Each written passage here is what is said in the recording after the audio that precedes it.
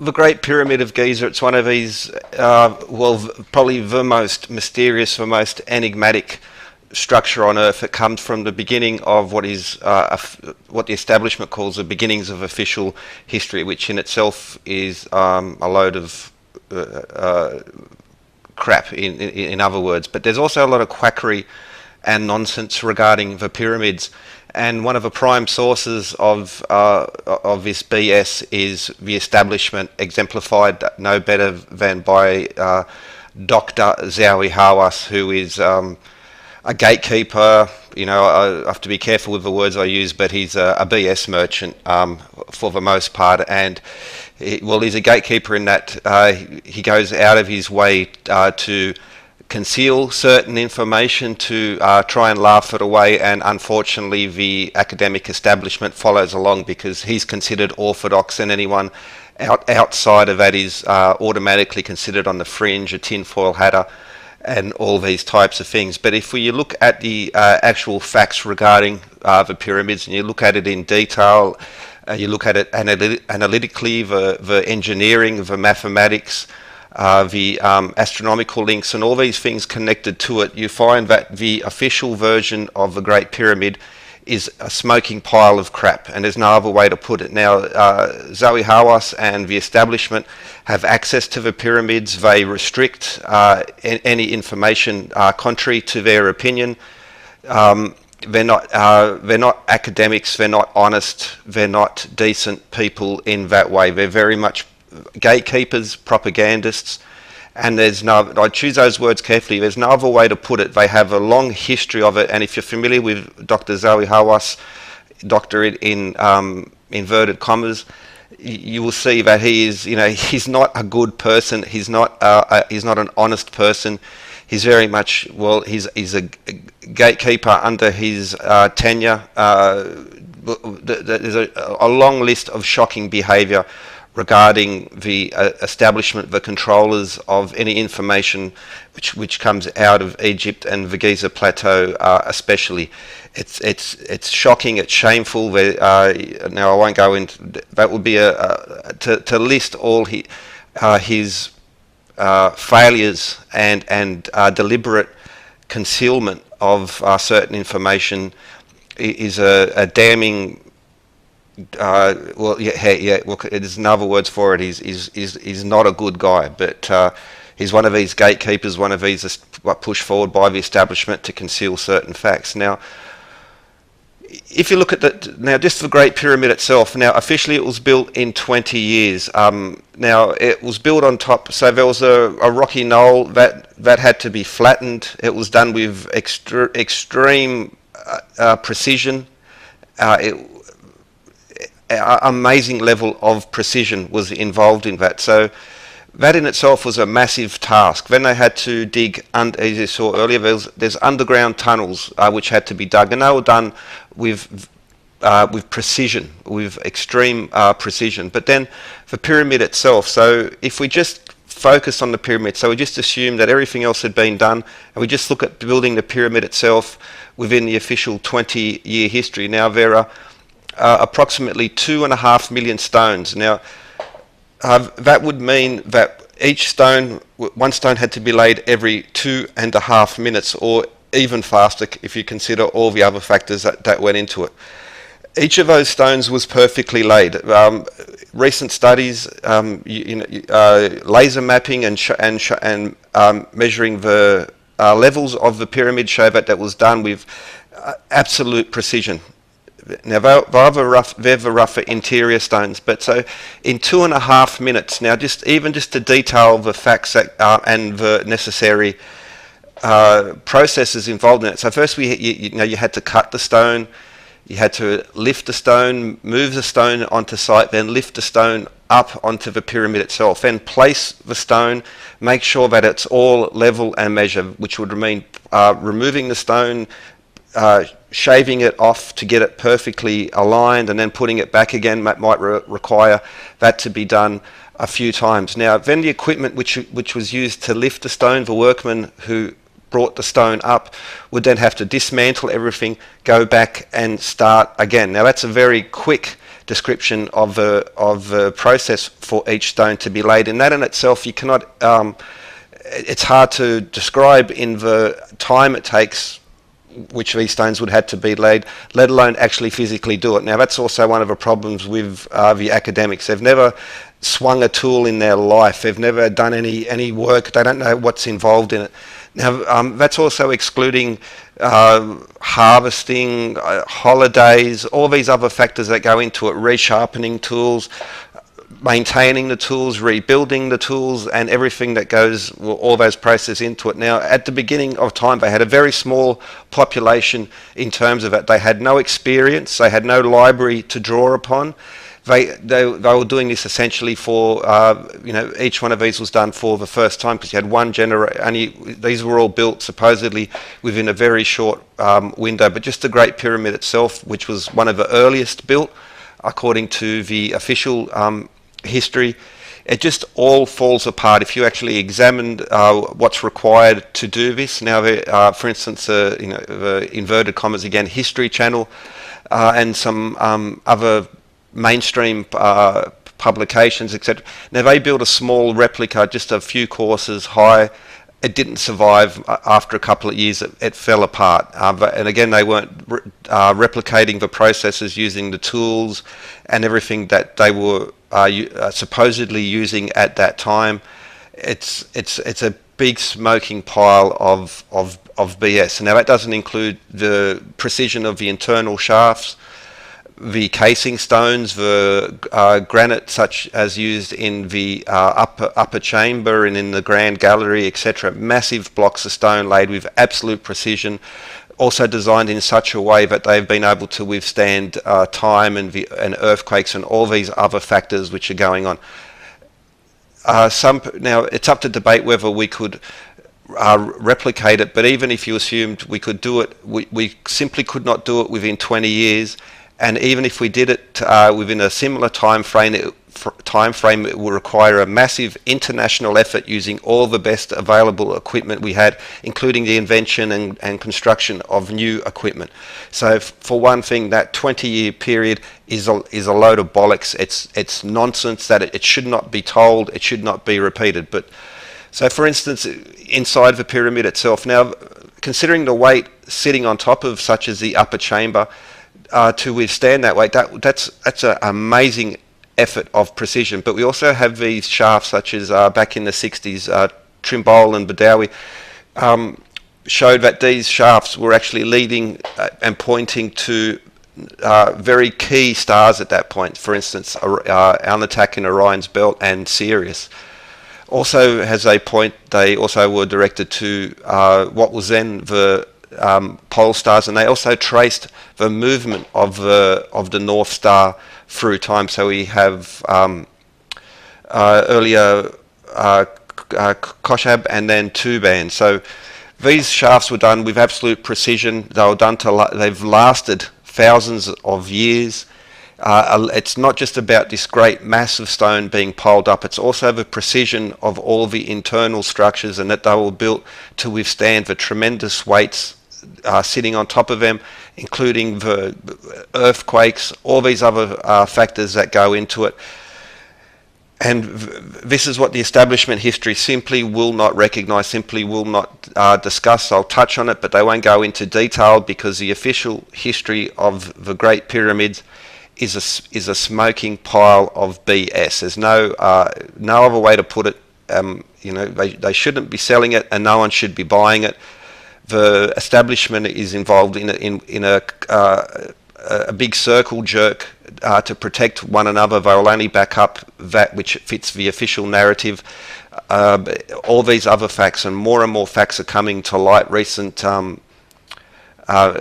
mapping of the pyramid, and again the measuring the precision of each level, not including the casing stones as well, which is a whole other story as well. So the official history of using external ramps, of them building it in 20 years, of all these other factors is just laughably ridiculous. It really is silly, and if you examine it, all of it falls apart. But there's some other key points very important points regarding the pyramid, which I want to discuss next. So if we look at the position of the pyramid and the alignment to these very key stars, but also, well, the position of the Great Pyramid on the Earth. Now, it's exactly at the point where the trade winds shift from east to west. So it's that in itself is very important. I could go into other points, but other people have covered them, so I don't want to repeat what other people have discussed. But for instance, it's exactly in the center of the Earth, in that the land masses of the Earth, it's in the direct center. But again, that's covered by other people. But what's not discussed outside is, well, for instance, the important points of how this forms a very important navigation tool. So not only is its placement very important in that it's the shifting of the trade winds, which, as we'll go into, and I'll talk about the cocaine and tobacco in Egyptian mummies there. But so if you're a navigator, there are a few key points that you want to have, especially if you're in the northern hemisphere. That's the North Star, but also Sirius, and Orion's belt. They form key points for a navigator. Now, if you don't know about these things and you try and sail anywhere, you're doomed. These are the fundamentals of navigation, and they're also the points marked out by the alignments of the shafts and also the placement of the pyramid itself. And why is that relevant? Because, well, especially later, now we're talking after the Great Pyramid, but for instance, around the time of Ramesses II, and we'll look at that next, not just one, not just two, but multiple mummies were found to have cocaine and tobacco internally. And so there is no way, and including a tobacco beetle, there is no way that these could have travelled across unless it was across the oceans. Now, when these facts first come to light, one of the explanations was that one of the desperate attempts by the academics, the establishment, was to say that it travelled from the Americas, travelled west across America, then across the ice and the Bering Sea, and then come into Asia and Europe. That in itself is nonsense in itself, because that would involve them moving across several territories, each time paying tax or tolls as they move through these different regions. So if you have these people carrying the tobacco and the cocaine, by the time they arrived in Egypt, moving west across the Americas and across the Bering Sea, firstly they would have to travel across various environmental areas, climate areas. So you're going from quite hot up to temperate into freezing, and then you come back down again. So that in itself, it eliminates that explanation for it. And when that falls apart, so they can't, this is effectively been ignored by this, not discussed, it's not to be talked about. It's a hard fact, and we'll look at that briefly now. The mummy of Ramesses II was taken to France, and there was some scientific analysis of the body. Now, curious, it was received by Mitterrand with a red carpet, full protocol of receiving a royal, but that's another interesting fact, but off topic. But what happened was that there were some studies done on the outside, but also the internals of the mummy, and what was found was cocaine and tobacco. Svetlana Balabanova was the researcher who discovered this first. Now, she was shocked herself by the discovery, and then she compared that and found some other mummies from the same period and did analysis on them, again, internally and externally. And internally, the presence of cocaine and tobacco was, without a doubt, was present. But also, as more and more studies were undertaken, they found the presence of tobacco leaves and also a tobacco beetle. Now, there is no way a tobacco beetle could have got into the inside of Egyptian mummy unless it was transported there. it's all the other explanations, basically relying on flying unicorns and magic, and that's unfortunately what the establishment fell back on. Now, Dr. Rosalie David, she double-checked Svetlana Balabanova's findings and found that her findings were correct. So it's established fact. There is even a tobacco beetle present inside of these mummies. There was a desperate attempt to debunk it, and amongst debunking sites they still reference these very poor efforts at debunking, which basically said that it was from because nicotine was used as a cleaning agent and a preservative.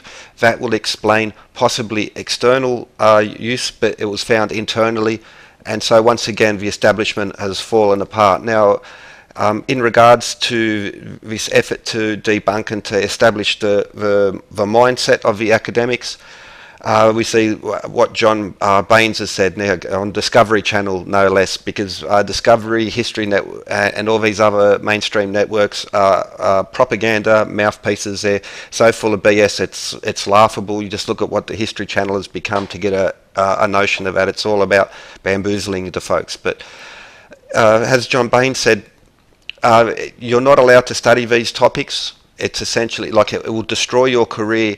It doesn't matter what evidence, doesn't matter what data you have. They've written a story that there was no pre-Columbian contact between the Americas and the Mediterranean and Egypt and other parts of the world. And again, this is just a perfect example just to show the mindset of the establishment and of people like Zoe Hawass and all of those supposed academics who go out of their way to firstly to try and debunk hard data, and when they cannot, they do ad hominem attacks. People's careers get destroyed, and then the information falls out of the mainstream circle and becomes, like, again, a fringe topic. But what we have here is that there is incontrovertible, solid, measurable, testable evidence that of the contact, not just pre-Columbian contact, but we're talking in the 1300 BC at least. So this in itself should force the history books to be rewritten. But unfortunately, people such as the Egyptologist John Baines. Now, Egyptologists are basically propagandists when it comes to these things. They've written a story and they will not entertain any ideas, any data, any research which does not back up their nonsensical, stupid, idiotic views. And you have to mock these people because they're beyond redemption. They really should have to slink off into some corner somewhere and go back to whatever it is that they're good at doing, because it's clearly not research and scientific analysis. They're stuck in an old mindset. It's all about protecting the establishment view, protecting textbook sales, protecting reputations. The solid data screams that they're not just a little bit wrong, but they're very wrong and actually indoctrinated BS merchants, propagandists, and there's no nice way to say it. That's what's going on, and the evidence again just keeps piling up. So not only do we have nicotine present in Egypt, we also have it in Austrian and Chinese mummies dating back even further. So 3700 BC, for instance, again 2000 years prior to Ramesses, and this explanation that it travelled west across Americas and across the ice pack in the Arctic and then back down into the temperate climates is laughable. It's a joke, it's nonsense, it's stupid. No one should be selling it, no one should be buying it. The pyramid itself is a textbook of arithmetic, geometry, astronomy, and so many of the other modern sciences are depicted in this amazing structure in exquisite detail, done at a time when people were slapping stones together and were supposedly very unsophisticated, without any experience, without any libraries, without any of the things that we have advantage of after generations and generations of toil and sacrifice. And yet somehow supposedly these peoples at the very beginning of official history were able to create these perfect geometries. And one of the key points is that it creates a proportion which relates to phi and pi, and I'm going to revisit that again because the standard versions will use the ideal measures to get a very close approximate of pi, but if you look at it deeper and you examine it properly, you'll see that they give perfect proportions of phi and pi, as well as some other key points. But one of the most important ones is that it shows this connection between the ratio of sun and moon, Earth and moon, and these are the same numbers and proportions used across the modern world in key architecture connected to the occult world, especially Freemasons, Oddfellows, Templars, and so on. But also another key point is that these proportions as well, so not only does it describe the Earth and the Moon in relationship to each other, and that ratio in itself is a beautiful one geometrically, it also describes some other key points about the Earth. It forms a perfect model of the Earth. Now, most researchers will look at the two-dimensional aspect of it, but it's a 3D object. So if you're looking at the corner, especially if you're looking at the corner from the northeast, what you have is a perfect description of the speed of the Earth's rotation per second being a very important point, because this connects with the meter, the cubit, and so many other things. But for instance, if I stand at the northeast corner, the maximum visible base is the speed of the Earth per second. So if I multiply that by 86,400, the number of seconds per day, I get the equatorial circumference of the Earth. They knew the Earth was round. This is like, I don't want to go because I know it's like the Earth is not flat. Get over that. It's not bloody flat. It's a spheroid, and it's described perfectly in the Great Pyramid, because if you multiply the height, including the socle, you have to use the paving stones and the socle to get these measurements. What you have is a description of the polar diameter of the Earth, because the Earth is slightly flattened at the top.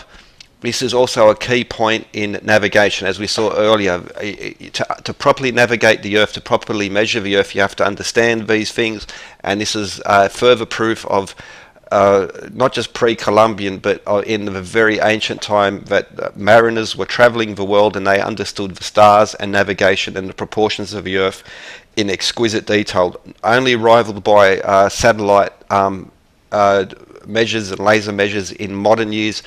But even in that in itself, you could go on a little bit further, because that's using averages. They don't use a rock solid measurement, because the Earth in itself is constantly being warped. There are bulges in it, so the actual descriptions used by the pyramid is very important. Now, for instance, now we're going to, if you look at how the meter, the cubit, or Egyptian royal cubit, and the clock all measure together. So what you have is a 1 meter pendulum swung no more than 30 degrees. Now the pyramid is 30 degrees north of the equator. It's actually 29.9 something, but the distance that the pyramid is away from exactly 30 degrees is actually pi kilometers. So there's another connection right there to it. But if we swing a pendulum within that arc, now it's interesting that 15 degrees either way, that's 0.26179 radian, or if 2618, you could, you round it off to, and well, that's again square root of phi squared, or phi plus 1 as well. But 30 degrees is 108,000 seconds. The speed of the Earth around the Sun is 108,000 kilometers, and many other things regarding 108. But a 1 meter pendulum swung within that arc will create a perfect clock, a 1 second clock. And that's, again, this sort of key point, because so what we have is 86,400 seconds per day, connecting to one Egyptian royal cubit of 0.5236 meters. One Egyptian cubit is 0.5236 meters.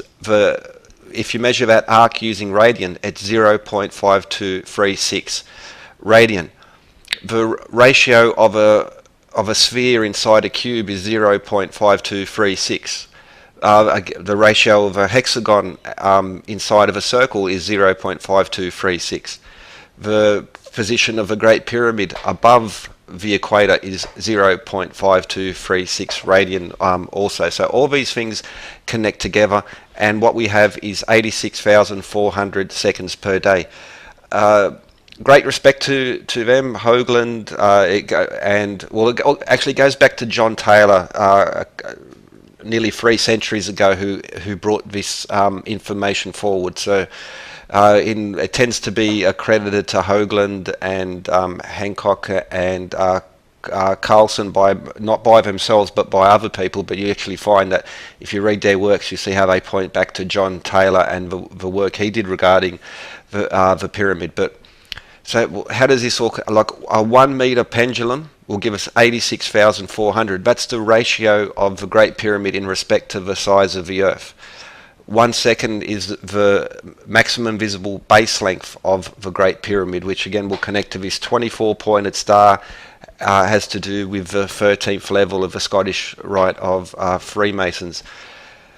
This knowledge has been passed on and connected, but my point is that most descriptions will say the Great Pyramid is a model of the northern hemisphere of the Earth, and by that they use a 2-dimensional view, and then they use a bird's eye view, and then you multiply it by 43,200, which is all very nice, but it's actually not as elegant. It's quite clumsy if you do it the proper way, and don't view it as a 2-dimensional object, because it's 3-dimensional. It's a pyramid. It's not a triangle on a piece of paper. It's a pyramid sitting on the Earth. And so what we have is that the base will give you the speed of the Earth, rotational speed of the Earth per second. In other words, 86,400 times that will give us the equatorial circumference of the Earth. 86,400 times the height of a Great Pyramid, including the socle, including the paving stones, will give you the polar diameter of the Earth. Now, the base of the pyramid also includes the sockets. So there was the sockets at the corner, and if you use the northeast sockets, they'll give you a precision which is only rivaled or even possibly greater than the most modern measurement. So you'll often see 43,200 being the hidden number, secret number of a Great Pyramid. Unfortunately, it's not. It's twice that. It's 86,400, because that brings together the meter, the cubit, and the second, as well as we saw in 108,000, as well as phi squared over 10, which now phi and pi is also built into the Great Pyramid, not just in proportions but also in meters as well. This is another key point. Like, they're telling us, use meters, use the second, use 86,400, not 43,200. That needs to be replaced. It was great, not doubting that. This is sort of, that information inspired me to look at it further, and well, this is what I'm saying this is, and here's my evidence for it. And as you'll find, if you examine it further and further, if you use the J.H. Cole survey, or actually any other survey, but you'll find, so it also explains the use, why each side of a pyramid is slightly warped in comparison to the others, because each corner of the pyramid provides you with a different set of information. So if you're looking from the southeast, the south, or the southwest, what you have is phi and pi in proportions, but also in meters. And as you move around to the western side and then the northwestern side, you have perfect descriptions of very important geometric fundamentals, universal proportions in geometry. You look at the north side, you get phi squared, as well as the proportions of sun and moon in exquisite detail. And then as you come around to the northeast side, you have what we see here is the proportions of the Earth in relation to the Great Pyramid at 86,400, not 43,200. This system works now. Okay, I'm just I'm not one of the recognised researchers or whatever, but here's my data.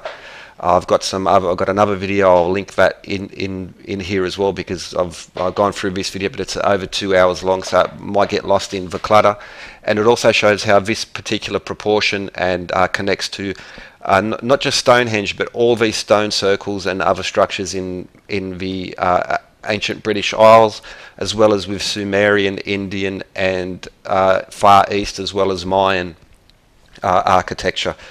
This is the pattern that's going on, and it can consider Mayan architecture. Where do you get the New World in the Americas? That's where you get cocaine and tobacco. So that's how it got there. These people were in contact a long time before, and it's also, well, again, all these cultures across the world are joined through the Hermetic code. It's the same code that's being used in modern architecture, and what you'll find is that the meter is an essential part of it, and 86,400, not 43,200. The mainstream will push forward lunatic ideas, and for instance, everything is aliens.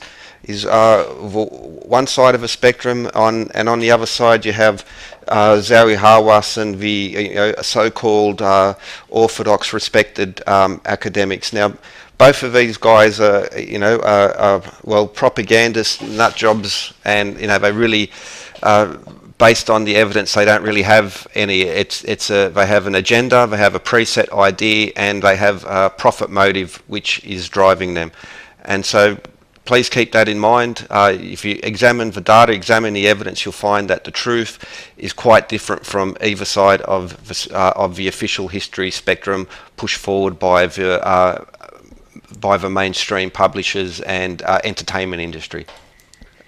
In the links, I'm going to put some. In the description, I'm going to put some links, and one of those will be to the channel Bardcode and the work he's done in regards to the Great Pyramid and the mathematical connections in there, which are amazing, testable. They very much complement some of the stuff that I've put out myself.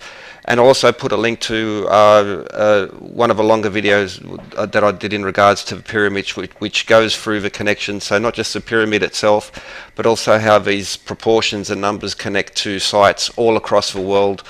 And so please check out the description box. Please link to subscribe, check out, comment, link to, and share Bardcode's work, because it's amazing. It's awesome. Again, it's it's solid. It's not the fluffy stuff that the establishment uses. It breaks the official narrative. And so anyway, hope you enjoyed, and have a good one.